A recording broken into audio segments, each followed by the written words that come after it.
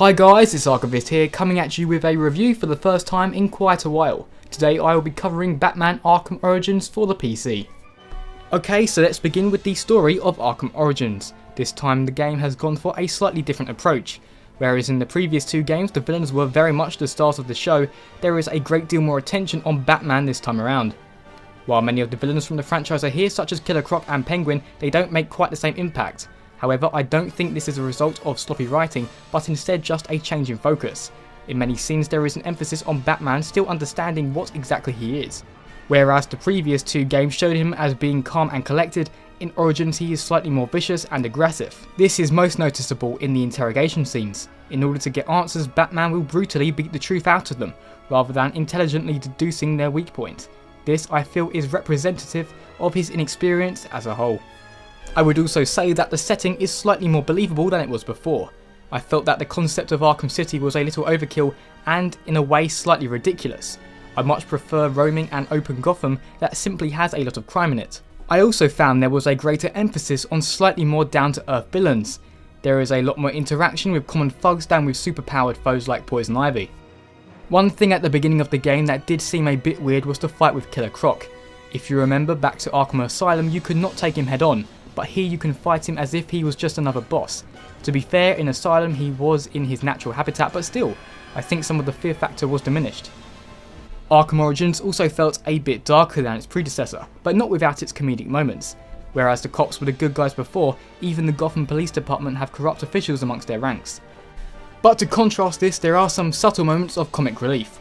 For example, the first assassin you fight has an epic intro that makes him look really tough, but when you actually fight him, you just kick him in the face and he's out. An interesting element in this game is that at this point, a great deal of people either don't know who Batman is, or believe him to be an urban legend. For example, people sometimes refer to you as the Vigilante rather than Batman. In a weird way, this game feels better tied to the Nolan universe than the Arkham one. For some that's going to be a massive plus, but for those who crave continuity, it may be a turn-off. Oh, and as many of you already know, the Joker's back, but I won't spoil how he ties into things.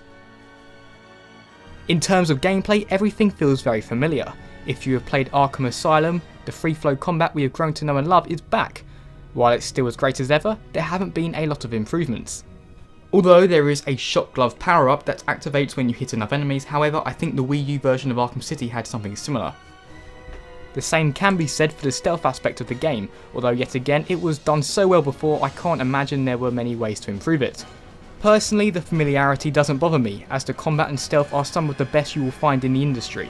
The upgrade system is back, but it is fairly predictable. You can increase your body armour, damage dealt, stealth technique and the capabilities of your gadgets. It's a solid system and it serves its job well.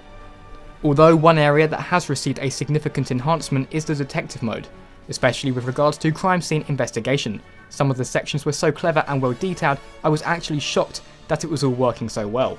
Batman will constantly be analysing even the most elusive of clues and intelligently recreating the crime scene via a holographic reconstruction. When I first saw this demonstrated, I feared it to be no more than a gimmick, but truly some real effort has gone into this. In terms of difficulty, the game is fairly average, although there are new enemies that have jammers on their backs which disable the Chaos Detective mode. You need to take them out in order to restore the ability. Lastly, speaking of gameplay, I will say the boss fights weren't as good or as frequent as in Arkham City. This is something you must keep in mind if that was something you really liked in past games. Okay, when it comes to graphics, the game is, in a word, solid. I played the game on max settings on the PC, and the game looks not stunning, but certainly very good. You get some nice light shafts that add eye candy here and there, but these are pretty standard nowadays, although the snow distortion is above average for an open world. With regards to textures, things really couldn't be much better. Batman in particular is incredibly well detailed, with his cape flapping about behind him as if it was real fabric. The main villains such as Black Mask and Deathstroke are also very well rendered. The open world in my opinion could have had a larger max draw distance, but this isn't a major gripe. Honestly, if you have played the previous Arkham games, you know what to expect here. One thing that might put you off though is that the art style has been ever so slightly altered. Not necessarily for the worse, but it is different. This is especially true with regards to some villains like Killer Croc.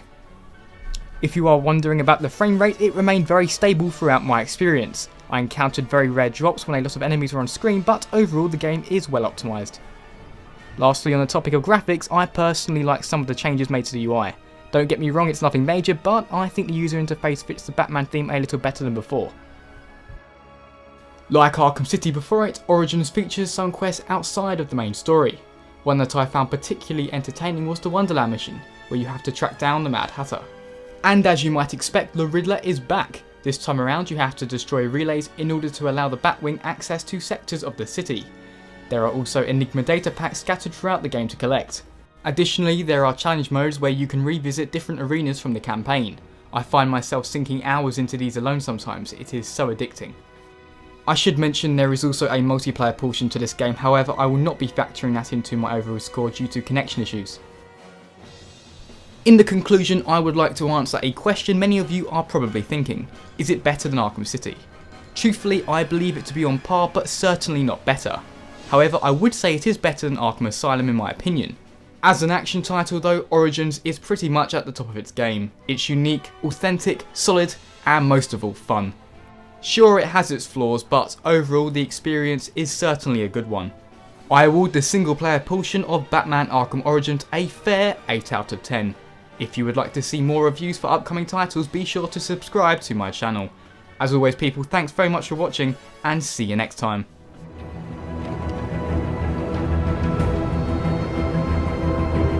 What the hell is wrong with this thing?